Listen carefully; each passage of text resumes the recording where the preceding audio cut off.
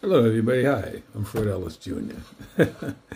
I've just been watching this Bell and Howell light that they've been selling. I purchased one myself, to tell you the truth.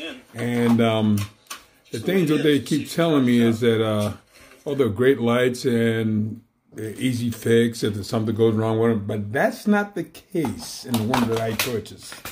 And I got it from Walmart.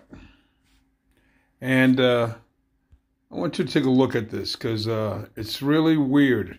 After I took it apart, I noticed the battery inside has melted. Okay, can you see that there? The battery itself is melted right up here at the top. All right, let me get down in there. You can see really bad. This is melted. This was plugged in, mind you. This was plugged into the wall. When I open it up, too, the wire that was inside was disconnected. It fell right off. It wasn't even connected any longer. The battery that was here melted right off, and then the battery itself, started burning. And I kept smelling, why am I smelling burnt, electrical things? And there it was. The battery itself had failed. And this sucker was plugged into the house all this time. I took it out, plugged it in, took it out. The recommended time was supposed to be like 8 hours charge, and every few months take it out and plug it in. But then after a while, I seen it getting dimmer and dimmer. I plugged it in. Oh, by the way, it does not work by the plug if the battery dies. That's a lie.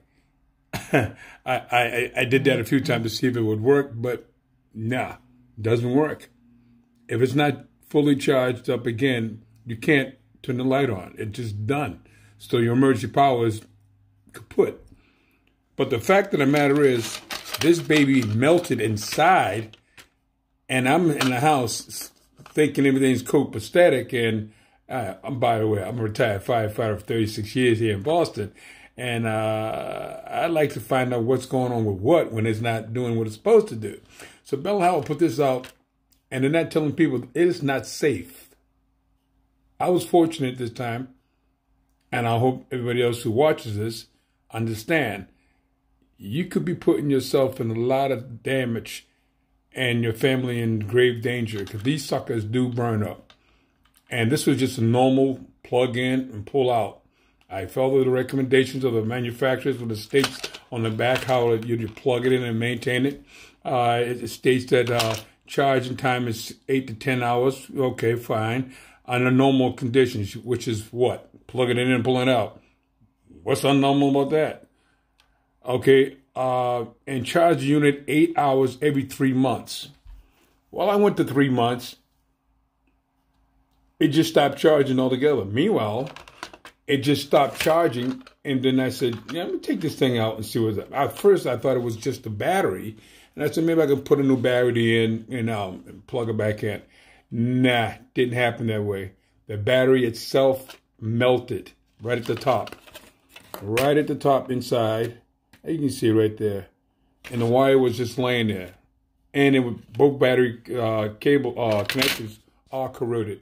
I noticed some of the other guys who were looking at it, they said, maybe it's my eyes, but it looks corroded. We're going to start it right now. No, the thing is no good. So you fixing it and just making it worse. So you plug it back in and it catches fire, you're at a risk. Then you don't even have a leg to stand on because you modified it or repaired it, supposedly. And what you did, you just put it back online to start a fire. For real this time. Hey, give me a call. Let me know what you feel about this. 617-480-7339. It's real, people.